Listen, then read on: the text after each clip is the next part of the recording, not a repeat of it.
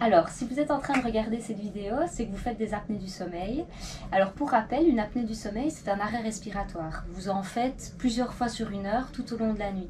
Concrètement, ce qui se passe, c'est qu'à chaque fois que vous faites une apnée du sommeil, le taux d'oxygène dans le sang chute et donc le cœur va avoir tendance à pomper davantage pour oxygéner le sang. Ce qui implique qu'il y a des conséquences sur votre santé et en l'occurrence des risques cardiovasculaires. Alors ça, c'est vraiment l'aspect objectif des apnées du sommeil. Mais il faut aussi bien comprendre qu'il y a l'aspect subjectif, donc finalement ce qui vous a poussé à aller voir le médecin, à savoir, j'imagine, de la somnolence, de la fatigue, peut-être même du gonflement la nuit. Donc ça, c'est ce que vous ressentez. Mais il ne faut quand même pas négliger l'aspect objectif et donc les risques pour votre santé. C'est pour ça qu'ici, on vous a donné une CPAP, qu'on appelle ça, donc une machine qui va traiter vos apnées. En l'occurrence, c'est un traitement qui est efficace immédiatement. C'est-à-dire qu'à partir du moment où vous mettez la machine, c'est terminé, vous ne faites plus d'apnée du sommeil. C'est un traitement mécanique. Ce qui veut dire aussi que tout l'aspect objectif des apnées du sommeil est écarté. Maintenant, c'est clair que pour l'aspect subjectif, donc pour vos plaintes, il va falloir un certain temps, puisqu'il va quand même falloir la mettre plusieurs fois d'affilée pour commencer à en ressentir les bienfaits. Alors, je vais vous montrer un petit peu comment ça fonctionne. Maintenant, une toute petite parenthèse administrative, vous allez devoir repasser une deuxième nuit du sommeil, dans les mêmes conditions que la dernière, c'est-à-dire avec toutes les électrodes, etc. La seule différence, c'est que cette fois-ci, vous dormirez avec la machine en plus pour justement avoir un comparatif des deux nuits. Ça, c'est une première chose, mais il y a aussi l'aspect plus administratif, c'est-à-dire que cette nuit va servir à la mutuelle. On va envoyer votre dossier complet à la mutuelle qui va accorder le traitement 3 mois dans un premier temps. Puis vous reverrez le médecin qui vous suit, qui va discuter du coup avec vous, voir si tout va bien. Et si tout va bien, bah, tant mieux, on prolongera pour 1 an et tous les ans, comme ça, vous serez convoqué pour venir voir le neurologue uniquement. Donc, terminer les nuits, ça c'est une première chose. Alors, je vais vous montrer comment ça marche. Vous allez voir que c'est pas très compliqué, donc voilà à quoi ça ressemble. Tout ce que vous devez faire à la maison, c'est de la brancher. Donc, vous voyez qu'il y a un transformateur, la prise de courant. Donc, moi, je vous conseille finalement de la laisser brancher à côté de votre lit. C'est pas la peine de la débrancher chaque matin, parce qu'il faut savoir que l'avantage avec ce modèle-là, c'est qu'à partir du moment où elle est branchée, on capte vos données à distance. Donc, on voit un peu comment vous la mettez, si vous la mettez tous les jours, si vous la mettez toute la nuit, s'il y a encore des apnées du sommeil, etc. L'intérêt réel de ce logiciel, c'est qu'on peut intervenir s'il y a le moindre souci. C'est-à-dire que si vous avez le moindre inconfort, il ne faut pas hésiter à revenir vers nous. Alors, un petit conseil, envoyez-nous un mail. Vous aurez de toute façon toutes les coordonnées sur votre machine. Normalement, vous devrez la voir ici avec une petite étiquette. Parce que par téléphone, on ne va pas vous cacher qu'on n'est pas toujours dans le bureau. Donc, on va éviter tout énervement. Envoyez-nous des mails, on les traite tous les jours. Alors, une fois qu'elle est branchée, vous devez toucher à rien. On l'a réglée déjà pour vous. Donc, elle est réglée en fonction de votre réel besoin. Vous, ce qui va vous apporter, finalement, c'est de mettre le masque correctement. Alors, le principe de la machine, finalement, qu'est-ce que c'est? C'est qu'elle va vous envoyer l'air ambiant, donc c'est l'air de votre chambre, mais l'air va être insufflé en puissance et en continu. La puissance finalement que vous allez recevoir va permettre à vos voies respiratoires de rester toujours bien dégagées toute la nuit. Donc, la partie ici que vous voyez se met uniquement au niveau du nez, cette partie-ci se met au niveau de la nuque et ceci, au-dessus de la tête. Alors, moi, ce que je vous conseille, quand on n'a pas l'habitude, après vous ferez ça les yeux fermés, c'est de commencer par enlever les crochets, comme ceci. Et puis, on va montrer avec notre petit mannequin. Vous mettez la partie du nez autour du nez uniquement. Le mannequin est un peu petit, on a l'impression qu'il touche la bouche, mais c'est uniquement sur le nez. Vous remettez les éléments à leur place, donc au niveau de la nuque. En dessous des oreilles ici de chaque côté. Hop. Et alors, il va falloir resserrer forcément tout ça en fonction de vos besoins. Alors, pour ça, petite astuce, c'est de toujours prendre les deux sangles en même temps. C'est-à-dire que vous avez des scratchs ici, de chaque côté du visage. Vous les enlevez les deux en même temps. Comme ça, on est sûr qu'au moment où vous allez resserrer, ça sera le plus symétrique possible. Donc, vous tirez les deux en même temps, comme ceci. Et dès que, bon, c'est un petit peu bancal, dès que vous sentez que ça résiste, vous collez. Ça sert à rien de serrer plus fort que ça. C'est-à-dire que la résistance suffit, d'accord? Surtout que gardez bien à l'esprit que comme vous allez recevoir de l'air en puissance, ça va faire un petit effet ventouse aussi. Donc le but, c'est quand même que ça soit confortable. Alors vous avez exactement la même chose au niveau du front. Vous avez ici des scratchs de chaque côté du bout de plastique, mais le front ne sert qu'à soutenir le masque. Donc si à un moment donné, vous avez un problème de fuite, l'impression d'avoir de l'air qui souffle là où il ne faudrait pas, c'est rarement au niveau du front qu'il faut jouer. C'est vraiment souvent au niveau des joues. Donc moi, je vous conseille le front de ne pas serrer trop fort non plus. Finalement, référez-vous à ce bout de plastique-ci qui doit rester un peu bombé. Parce que si vous serrez trop fort, il va aller s'aplatir complètement sur votre front et ça ne sera pas du tout confortable. Donc, un tout petit coup et on est bon. Une fois que le masque est en place, il va falloir forcément vous relier à la machine. Pour ça, vous avez reçu dans votre mallette deux choses. Un petit coude en plastique comme ceci. Et vous avez reçu aussi un tuyau avec deux embouts exactement les mêmes. Alors le petit coude, vous ne sauriez pas vous tromper, il n'y a qu'un endroit. Vous le mettez ici à l'arrière de la machine, dans la direction du coup de votre lit. Le tuyau, il a deux embouts les mêmes, donc vous allez en mettre un au niveau du coude de la machine. Ça. Et le deuxième, je pense que vous l'aurez déjà compris, il vient se mettre au niveau du coude du masque. Comme ceci. Donc là, on voit bien, vous êtes relié au système. La petite différence par rapport à mon mannequin, c'est que vous, à partir du moment où vous allez le mettre, il va démarrer tout seul. En fait, il va détecter, la machine va détecter votre respiration et elle va s'enclencher. Moi, je vous conseille, si vous avez un moment après cette petite vidéo explicative, de l'essayer calmement devant la télévision, pourquoi pas dans votre canapé, de faire des petits exercices de respiration, d'inspiration, d'expiration, vraiment uniquement par le nez. Ne soyez pas surpris si vous ouvrez la bouche, et vous allez ouvrir la bouche, ce sera un réflexe. L'air qui va arriver en puissance par le nez va forcément vouloir ressortir par la bouche, c'est une grosse fuite. Et ça peut un petit peu stresser la première fois, on a un peu l'impression d'étouffer, mais ce n'est pas le cas, je vous rassure. Vous risquez rien, vous pouvez même essayer de parler avec, ça sera un petit peu bizarre, mais vous ne risquez rien du tout. Pour votre confort, je vous conseille de bien fermer la bouche et de vous concentrer sur votre respiration nasale. Et quand on regarde le masque d'ailleurs, on voit ici qu'il y a des tout petits trous tout autour du masque qui permettent finalement à l'expiration ici de s'évacuer. Ça explique que quand vous mettez la main devant votre visage, il y a de l'air. Il y a de l'air qui circule et il y en aura en continu, c'est l'air expiré. Ce n'est pas une fuite, donc il faut bien que ça sorte. Alors par rapport au masque, il y a quand même deux choses à savoir. Je vais juste revenir sur un point parce que j'ai parlé de la bouche bien fermée. Il faut bien distinguer ce qui se passe le temps de vous endormir du moment où vous allez réellement dormir. Quand vous dormez, vous ne contrôlez plus rien. Pour le moment, vu que vous faites des apnées du sommeil, forcément, tout réflexe quand on étouffe, c'est d'ouvrir la bouche. Allez étrangler quelqu'un dans la rue, ne le faites pas, mais c'est la même chose. Il va forcément, par réflexe, ouvrir la bouche. Pendant la nuit, à cause de vos apnées du sommeil, c'est ce qui se passe. Votre bouche s'ouvre en permanence pour reprendre votre air. Mais vu que vous allez être traité ici avec la machine, que vous allez avoir de l'air en suffisance par le nez, il n'y a aucune raison que votre bouche s'ouvre à nouveau.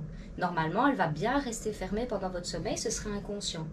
Il va de soi qu'il y a des exceptions. Si elle continue à s'ouvrir, si on vous dit que vous continuez de ronfler avec la machine, que vous avez l'impression d'ouvrir la bouche ou quoi que ce soit, revenez vers nous. Il faut juste peut-être régler la machine, c'est rarement très grave. Pour revenir au masque, il y a deux choses à savoir.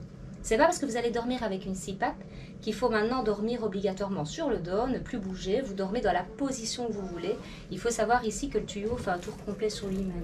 Donc dans tous les cas, il va vous suivre dans tous vos mouvements. Vous dormez comme vous voulez. Et l'autre chose, la petite astuce, si vous devez aller aux toilettes pendant la nuit, plutôt que vous amuser à enlever tous les scratchs, etc., c'est quand même pas évident quand on dort à moitié, c'est d'appuyer ici sur les deux petits boutons qui permettent finalement de déclipser juste cette partie-ci, de sorte de pouvoir aller aux toilettes avec votre masque sur le nez sans souci. Ce qui va se passer forcément, c'est que l'air va souffler dans le vide pendant quelques secondes. Ça peut déranger, si ça dérange quelqu'un, si vous dormez avec quelqu'un qui a le sommeil léger, vous appuyez un petit coup sur le bouton juste ici, ça éteindra instantanément l'air et ça dérangera personne. Ça, c'est la petite astuce. Maintenant, quand vous avez fini, vous revenez, vous le remettez à sa place, un petit coup franc comme ceci, et ça va redémarrer tout seul également. Donc voilà, vraiment, l'aspect pratique et technique, c'est à peu près tout ce qu'il faut savoir. Je pense pas que c'est très compliqué. Maintenant, je vais quand même vous donner 2-3 petites astuces et vous montrer d'abord le bruit qu'elle est censée faire quand vraiment tout va bien. C'est une machine qui est censée être super silencieuse. S'il y a le moindre bruit, c'est qu'il y a un problème d'utilisation, il y a une fuite quelque part. Alors, pour vous montrer ça, je vais simplement réenlever le petit coude ici. On va la lancer manuellement. Vu qu'il n'y a personne derrière, on ne va pas attendre qu'elle démarre toute seule. On appuie ici pour la lancer manuellement. Hop. Et là, je vais faire croire qu'il y a un masque. Qu'il y a un masque qui est mis. Il n'y a pas de fuite du coup. Et on se rend bien compte qu'il n'y a pas de bruit. Alors, si vous attendez un bruit, c'est notre clim, pour tout vous dire. Parce que la machine, elle fait vraiment pas de bruit. Alors, évidemment, quand vous allez changer de position, le masque va bouger un petit peu et ça risque de faire ceci. Des petites fuites comme ceci. Bon, si c'est ponctuel, c'est pas très grave. Hein. Maintenant, c'est clair que si ça fait comme ça toute la nuit, bah, profitez de ce bruit-là pour resserrer un coup au niveau des joues, pour justement que ça soit complètement silencieux. Et quand vous l'enlevez, c'est ça que je disais que ça peut peut-être déranger quelqu'un. Alors, ça va s'éteindre tout seul. Mais ça prend quand même un petit temps, donc n'hésitez pas à appuyer sur le bouton avant de l'enlever. Hein. Comme ça sera complètement silencieux et ça dérange personne.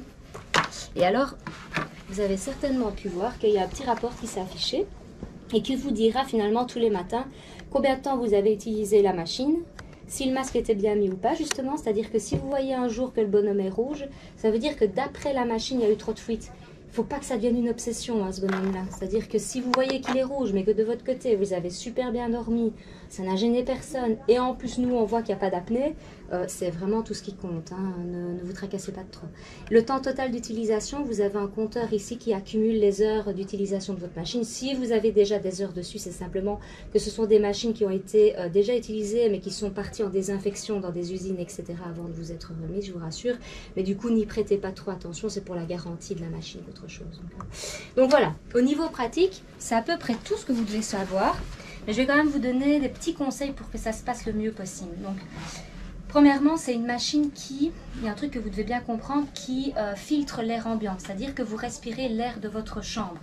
En fonction de la température de votre chambre, du degré d'humidité de la chambre, le confort ne va pas être le même. C'est-à-dire que si, en plein hiver, vous dormez la fenêtre ouverte, il fait moins 10 dehors, peut-être que vous aimez bien ça en temps normal, mais avec la CPAP, le problème c'est que vous respirez cet air-là en puissance toute la nuit et le risque finalement c'est d'attraper des rhumes à répétition, de tomber malade, etc., d'être un peu irrité. Vraiment dans la chambre on conseille une température aux alentours des 15 degrés, en dessous ça devient un petit peu plus compliqué. Maintenant, si ce n'est pas possible pour vous de fermer la fenêtre, c'est votre habitude depuis toujours, il y a plusieurs solutions. La première serait, c'est un peu artisanal, mais ça peut marcher, ce serait d'entourer le tuyau finalement d'une espèce de housse, d'un vieux tissu, quelque chose de bien chaud évidemment, pour faire en sorte que l'air qui passe à l'intérieur se réchauffe légèrement. Et il existe aussi un tuyau chauffant, donc c'est un tuyau qui remplace ce tuyau-là. Et par une résistance à l'intérieur, il réchauffe l'air avec les températures, c'est bien fait, vous choisissez tout ce que vous voulez. La seule chose, c'est que ce n'est pas pris en charge par la mutuelle. Vous pouvez le trouver facilement sur Internet. On peut vous donner les coordonnées si vous le souhaitez. Nous, malheureusement, on ne les fournit pas. Ce sera à vos frais, c'est environ 50 €. Mais voilà, comme ça, vous savez que ça existe. Et alors, autre chose d'assez fréquent pour le coup, c'est que c'est vrai que ça a tendance parfois à sécher, à irriter un petit peu les muqueuses. Alors les premiers jours, les premières semaines d'utilisation, c'est normal. Il faut quand même le temps que votre nez s'habitue à recevoir de l'air comme ça en puissance. Donc ne vous tracassez pas trop. Maintenant c'est clair que si ça résiste comme ça dans le temps, si ça persiste dans le temps et qu'au bout d'un mois c'est toujours compliqué à supporter, vous pouvez revenir vers nous, on pourra alors envisager, sur l'accord de votre neurologue, d'adapter un humidificateur. Je vais vous montrer ça comme ça. Comme si vous le recevez, vous saurez où le remettre. Donc ça ressemble à ceci, donc c'est un réservoir d'eau, hein, tout ce qu'il y a de plus classique. Et simplement, vous devez soulever le couvercle ici, y mettre de l'eau à l'intérieur jusqu'à la jauge maximum, tous les jours. Évitez l'eau du robinet si vous avez du calcaire. Si on n'a pas, il n'y a pas de problème. Mais sinon, il vaut mieux mettre de l'eau minérale ou de l'eau distillée. Et ensuite, on referme et ça se met ici. En fait, sur le côté de la machine, vous avez une espèce de bouton ici pressoir. Donc, vous pressez dessus. Et ceci s'enlève. Ça ne sert à rien, hein, ceci, ne surtout rien mettre dedans. Le réservoir se met à la place. Comme ceci. Et là, l'avantage, c'est que forcément, ça va humidifier l'air que vous respirez. Donc, ça évite tous les petits soucis que je vous ai décrits juste avant. En plus, ce qui est assez bien fait, c'est qu'à partir du moment où il est branché, vous pouvez gérer un peu votre niveau d'humidité en fonction de votre ressenti, en fonction de vos besoins, en fonction aussi finalement de la maison dans laquelle vous habitez. Parce que, pareil, d'un patient à l'autre, ça peut varier. Si vous habitez dans une maison passive, il est clair que ça sera beaucoup plus sec qu'une maison beaucoup plus ancienne, etc. Ou bien s'il pleut pendant 15 jours d'affilée, ça sera plus humide forcément qu'en temps de canicule. Mais je vais quand même vous montrer une petite astuce. Vous pouvez gérer comme ça le niveau d'humidité. Alors, pour retrouver le menu principal, c'est comme tout smartphone, etc. Vous appuyez sur la maison pour la réveiller un coup. Et alors, vous tombez sur le menu principal avec deux sous-menus finalement. Il y a mes options et un petit rapport du sommeil qu'on a vu tout à l'heure. Donc, c'est la roulette qui permet de naviguer d'un menu à l'autre. Une fois que vous êtes sur le menu mes options, vous cliquez sur la roulette pour aller dedans. Et là, on voit niveau d'humidité qui s'affiche. Donc, vous descendez la roulette jusqu'au niveau d'humidité. Il va se mettre par défaut au niveau 4. C'est le niveau intermédiaire. Généralement, ça suffit, mais vous pouvez cliquer dessus pour augmenter cran par cran. N'y allez pas trop fort au début, au risque d'avoir de l'eau dans le tuyau. Donc, vraiment, niveau 5 dans un premier temps, c'est déjà très bien. Et vous validez votre choix.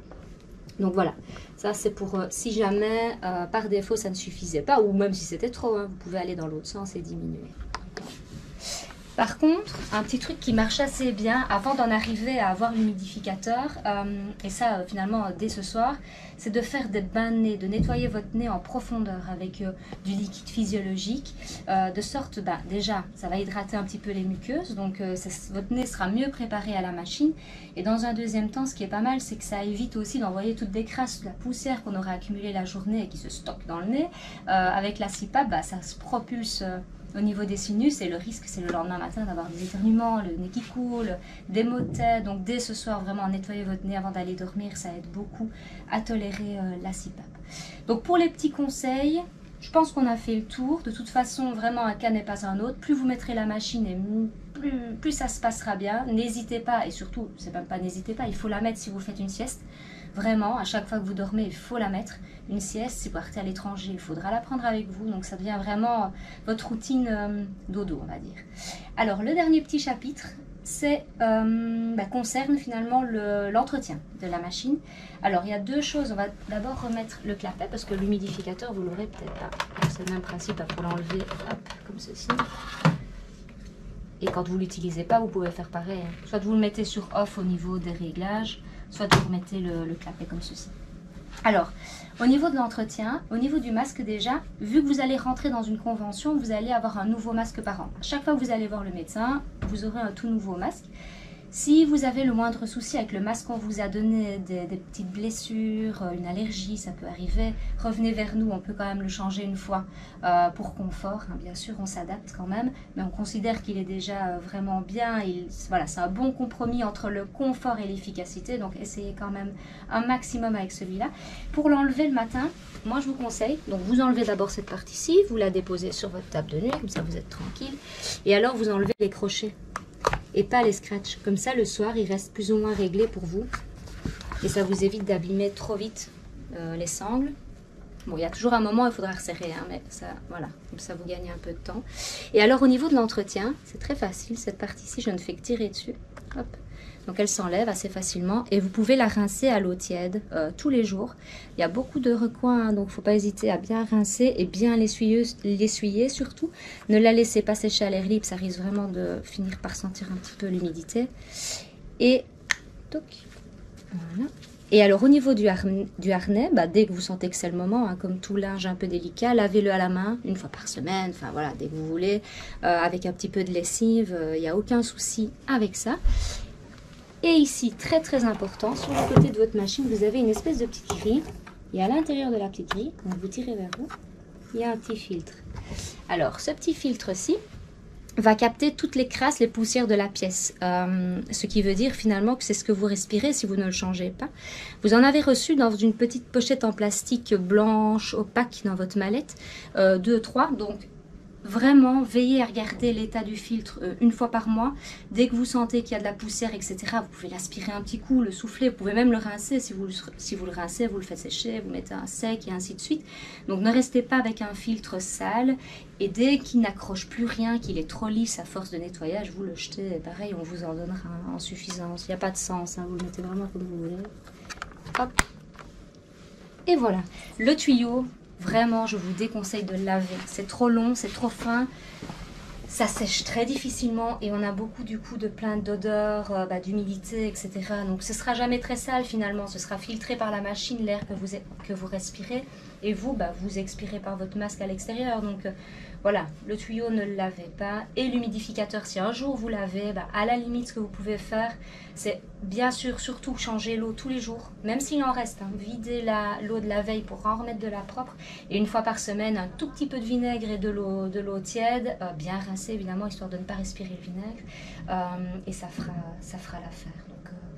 Donc voilà, si vous avez des questions, si vous avez besoin de quoi que ce soit concernant la machine, l'utilisation, etc., n'hésitez surtout pas à nous envoyer un petit mail avec l'adresse mail qu'on vous a laissée sur votre machine.